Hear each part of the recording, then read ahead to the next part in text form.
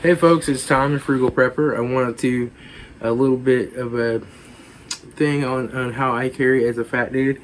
Everybody's got different body shapes, even fat people. Some people carry it all in their butt. Some people wear their pants high. Some people wear their pants down low under their belly. So everybody is going to find different things comfortable. I'm a pretty big guy. I'm about 320 pounds. I used to be 456 pounds, so I've lost that amount of weight in the last 3 years, and I'm really happy with that, but I need to lose some more. But things are starting to fit a little bit better and be a little more comfortable for me these days than they were at 456 pounds. And so, and I'm a mechanic, so I don't necessarily look as fat as other people that are 320 pounds, but I do have quite a bit of muscle under this fat from working with heavy stuff all the time. So, not that I'm any like muscle dude and I don't work out and I don't take the steroids or any of that stuff. But, anyway, I wear my pants low, let my belly hang out over them. So I take a relatively small pair of pants. You know, I used to be in a size 52 and now I'm in a size 42. But I'm wearing 44s today with a tight belt because I don't have that many pairs of 42 pants yet. I gotta buy some more smaller ones. You know, how do you carry your gun and what gun do you carry? So there are some different methods of carry for fat people. One is an ankle holster. A lot of fat people have really big ankles, right? Either from fat or just, you know, we have really big calf muscles because we're used to carrying all that weight around and our calves have to support us.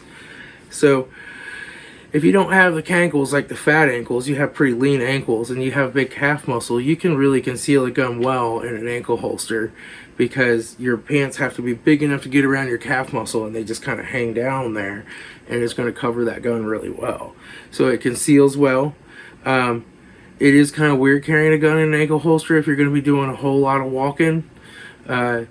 It's going to be swinging. It's got all this momentum back and forth. So it has to be a really good sturdy ankle holster. It has to be able to keep the gun up and not slide down. And you need, if you're going to wear an ankle holster, you need to try it running. Even if you're a fat dude, you need to just take a little jog across the backyard and see if that thing's going to flip out or, you know, fly off or whatever. I personally just don't like an ankle holster because of all that movement that goes on down there. But if you spend a lot of time sitting and driving, if you spend a lot of time in a sitting position, it is a really fast position to get to from a sitting position. It's a really good position to carry if you are concerned about getting carjacked mostly. You can get your gun very quickly. Probably quickly than just about any other method from a sitting position. So it might be a good idea even just to carry a small backup gun in an ankle holster and carry another bigger gun another way. But that's up to you. And all this stuff is up to you. I mean, I'm just telling you what I do. I don't use an ankle holster anymore. I have thought about getting some kind of a really tiny 22 or something put in an ankle holster, but honestly, it's just uncomfortable with the amount of walking that I do in a day. It just isn't comfortable. So that brings us to pocket carry, and this is probably the number one method that most fat guys use. Is they go and buy a little tiny 22, right? This is the LCP 22, and they stick this gun in their pocket. It's tiny, and this is what they carry, and they're sacrificing something with a little more power for something that's really small and really light. This is a pretty good little 22. It doesn't malfunction too much, and I've shot several thousand rounds through this now. It's 99% reliable, but it still hangs up once in a while. And when this one hangs up and you tap and rack, if you don't tap, turn upside down and rack, it will double feed. So it's been back to Ruger. It's working as good as it's ever gonna work. But this is an option, and I do and have carried this quite a bit. Just when you need something small and you're just running outside or something, it's a real handy gun. It's very, very thin and fairly reliable. My outside the waistband carry is normally the Glock 42. This gun has a really nice trigger, and it's just big enough to get a proper grip to shoot it well. I can shoot it really well, and it's just heavy enough, just big enough to be a good, reliable shooter. It has bigger sights. I personally really love the Glock sight picture. It really works for me. Some people hate this, but you can change the sights on it. But this is just a good, reliable gun, and this is just in its factory configuration. I didn't put any special triggers or anything on it, and I shoot this gun very, very well. I typically carry this in an urban carry lock leather holster outside the waistband, and this works for me. And I carry it on a blue alpha gun belt. Now, gun belts are one of those things that we try as fat guys, and they start digging into us and cutting into our belly, right? Because it hangs over this. And, you know, gun belts are really stiff. They don't give. And, you know, we get used to wearing those elastic stretchy belts, right? I will say this is a nice gun belt. It's not any more flexible than like a leather belt, but it has this Velcro. So you can just like whoosh, let it out, sit down, stand up, tighten it back up, right? It's really that easy. When I'm doing training and I'm going to be reholstering a lot, it'll pull that gun down and start to kind of sag my pants down. Well, that's fine. I can just cinch it up extra tight while I'm standing up training. But for normal carry, where I'm just carrying it and I'm not constantly pushing it back in the holster, I can loosen it up a bit. It'll be more comfortable, right?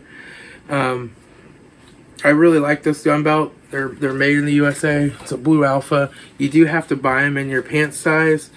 And this one was like a 44, 46. And like I said, I'm now 42. So I'm starting to run out of Velcro on this one. I might have to order another one. I just got this on, I think, Amazon or something. But I really like this gun belt. This is a really good choice for fat guys. It's about the best choice you're going to find for a fat guy, because you can loosen it easily. And it's infinitely adjustable to exactly how tight you want it. You're not dealing with like notches. And this plastic bit is really low profile. And what you can do, and what I do, is I stick this all the way over to that next belt, the next belt loop over this way, so that this part's right in front. And that helps that not cut right in under my belly with that hard plastic piece. But the whole belt's pretty stiff. But a lot of gun belts, you get the leather ones and stuff, they have this great big giant steel buckle that just cuts into you. And I mean, that crap hurts if you've been sitting for a couple hours on that and you stand up and it peels away. It's like, oh God, that hurts.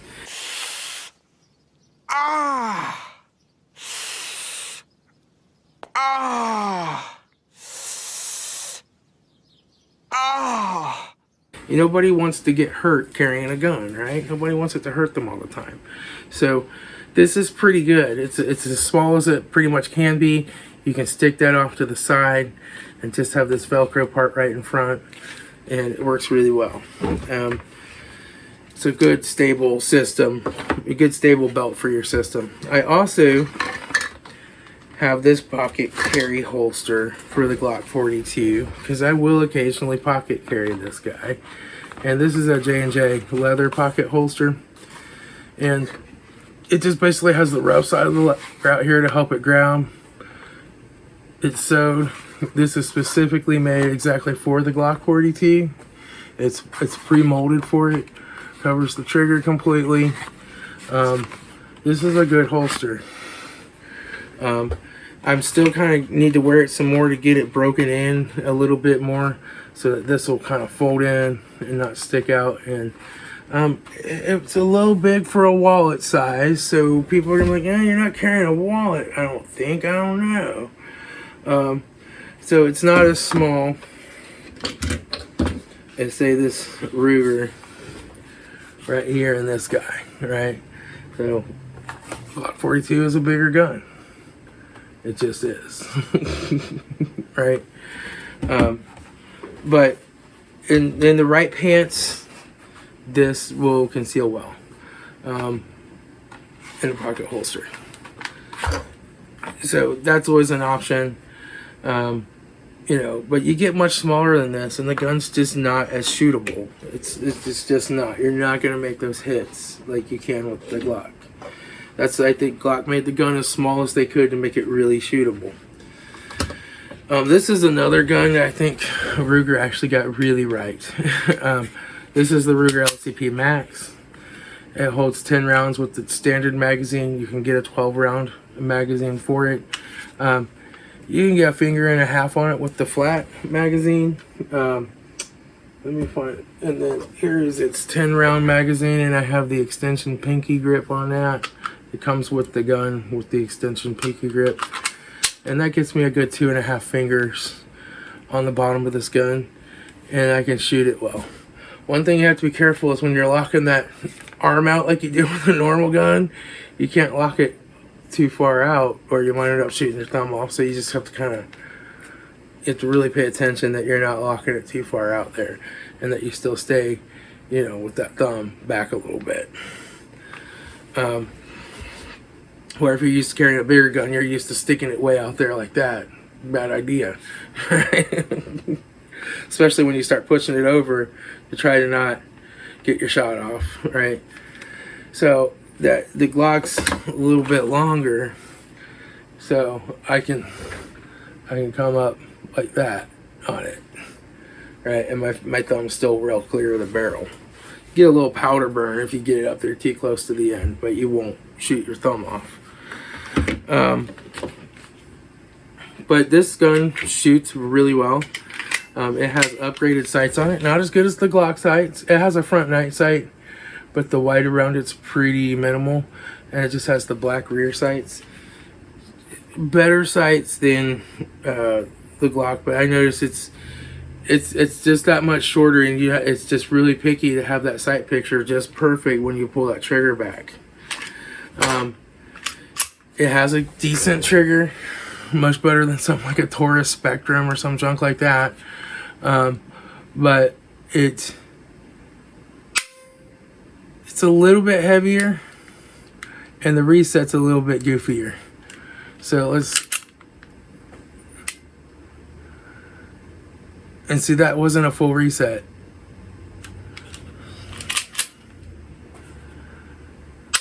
Oh. There, okay. So yes, you can shoot it. You can shoot it well, but I get better groups with my Glock. Just having it be that extra inch or so longer, and having it just a slightly better trigger and a slightly better sight picture makes a big difference. Can I stick them in the fatal funnel at 25 feet with this? Yeah, all day long, all day long. But can I make really accurate shots with this? No, not as good as the Glock, right?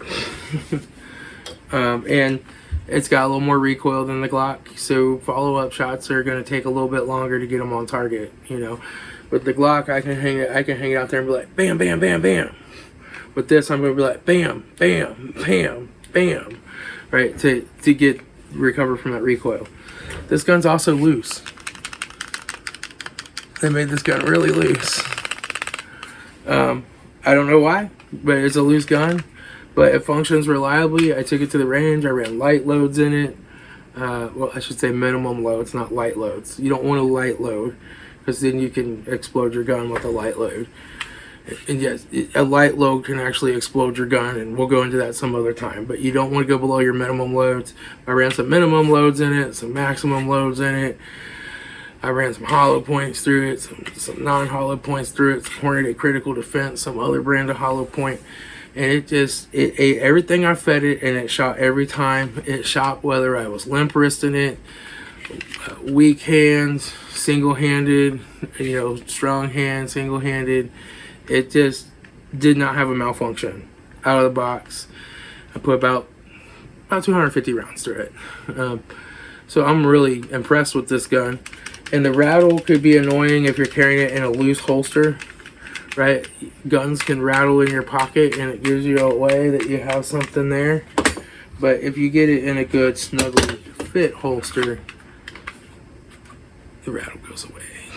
Right? The 22 rattles too. They're just loose guns.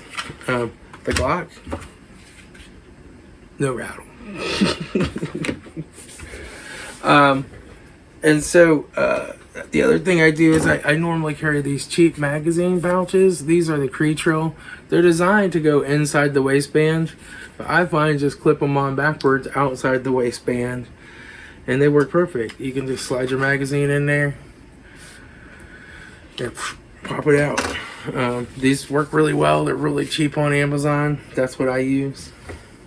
The other thing here is revolvers. You know, you can get Smith & Wesson Airweight. I used to have an Airweight. I actually sold it to get the money to buy the Ruger LCP Max because it was the hammerless one. Double action only. I just wasn't a good shot with it. It would be only a very up close gun, and if I have to make a long distance shot, I like to have that option to cock it back, right? You know, up close, you know, you can just, and you can get pretty good with those sights. But, you know, if you got to make a shot, say at 20 feet, you gotta have to, you know, have that nice trigger. So this is a Taurus 605 Snubby. I've had this thing for probably 15 years now. I bought it used at a gun show. Actually, I traded a 6-hour for it at a gun show because I didn't like it, even though it was worth more than this. But, you know, I'm actually really happy with this gun. It's been back to Taurus. They adjusted the forcing cone and fixed some kind of a sear thing inside of it, and it works 100% again. I really love this gun, but this gun gets kind of heavy for pocket carry. But when I do carry it, I carry it in the pocket, and I just have a little cheap holster for it.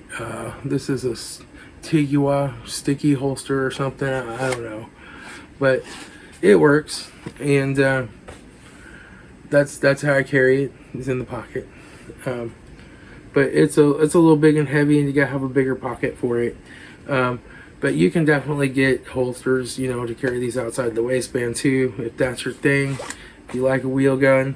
This one, I normally carry the full 357 Magnums in it. This is just a soft lead hollow point. I don't even know what brand this is.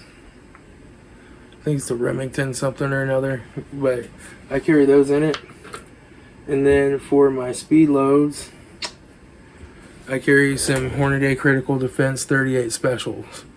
And the reason I carry the 38 Specials is not because I don't want to shoot 357s in this. It's because this speed loader, it clears the handle better with those shorter rounds to put those in. With the longer rounds, it really rubs into that handle. And yes, I have some of those rubber speed loader things, but I find that the bullets fall apart in my pocket, so I don't carry those. And yes, I have some of the straight ones, but they take so much longer to reload 2 at a time than this does. I just carry this in a pocket. But, you know, revolvers take longer to reload. They only hold 5 or 6 shots. But 357 Magnum out of this is a pretty powerful round, and it's got some bark. It's got some recoil. In fact, a lot of times I take this to the range and I shoot like 20 rounds through it, and then everything else I shoot for the day feels like it has no recoil at all.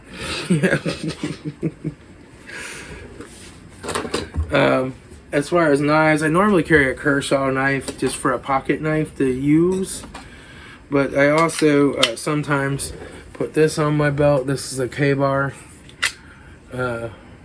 knife with like a little pistol grip on it. You can really get a hold of it.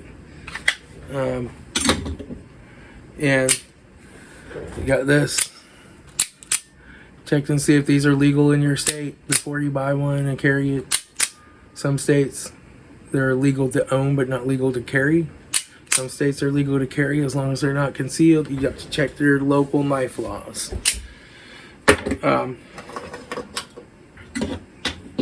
But yeah, I that's kind of what some of the stuff that I carry. I'm trying to get to where I wear the gun belt and carry the Glock more and more and pocket carry less, but I still do pocket carry. You know, like I'm a mechanic, I go out mobile, I'm laying on the ground, under cars, rolling around, and sometimes carrying a gun on a belt is just not ideal in that situation. It's better to have this tucked in your pocket, you know, and be able to get to it and draw it, even though it takes longer. But that's just kind of what I'm carrying as a fat guy. I will put a clip in from my last video that kind of shows me wearing this setup and how I carry it, and you know, where I carry it, and the challenge of clearing a cover garment from it can be kind of a little bit crazy when I carry it in that position. It sometimes gets hung up, so I got to work that out too. But anyway, that's all I got. I'll talk to y'all later. It's Tom, your Frugal Prepper.